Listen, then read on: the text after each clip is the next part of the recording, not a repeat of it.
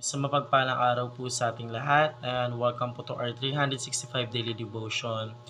At ngayong araw po, ang pag-uusapan po natin is patungkol po sa kumakain din ba ang Diyos sa langit. So, yun po yung pag-uusapan po natin sa araw na to, and yung concept po natin is patungkol po sa anthropomorphic language po.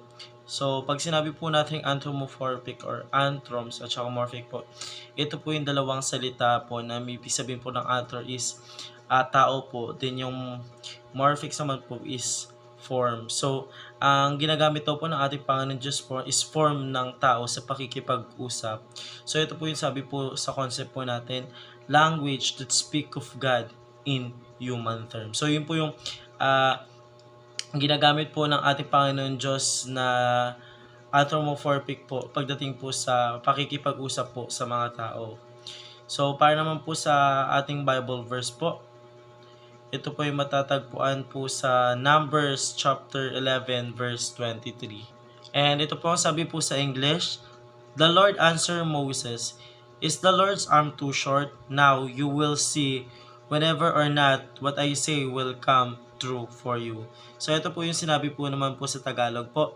Sabi ng Panginoon kay Moises, "Umikli na ba ang kamay ng Panginoon? Ngayon, makikita mo kung ang aking salita ay matutupad sa inyo o hindi." So yun po yung ating Bible verse po para sa araw na to. And para naman po sa ating teaching po or katuruan, una, God desires communication and relationship.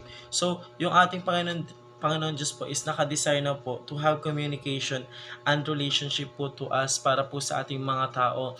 Kasi kung tutuusin po, kapag wala po tayong communication and relationship po sa ating Panginoon Diyos is para mawawalan na po ng silbi yung sarili po natin or yung buhay natin kapag hindi po tayo nagkaroon ng communication or relationship po sa ating Panginoon Diyos. Kasi ang ating Panginoon Diyos po, ang siya nagpro-provide po ng mga daily needs po natin dito po sa lupa po, maski mga pagkain po natin ng ating Panginoon Diyos po. Ang siya nagbibigay nun po sa atin para magkaroon po ng lakas po yung ating mga katawan po.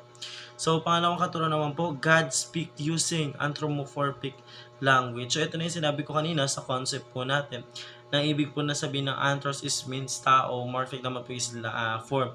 So, gumagamit daw, nagsasalita daw po yung ating Panginoon Diyos using anthropomorphic language po or gumagamit po siya ng form po ng tao para makipag-usap po sa atin. Like, halimbawa po yung mga anghel po ng ating Panginoon Diyos, pinapadala niya po yan yung mga anghel po ng ating Panginoon Diyos upang makipag-usap po sa ating mga tao ng mga anak niya po na nagkakaroon po ng relationship na malalim na ugnayan po sa ating Panginoon.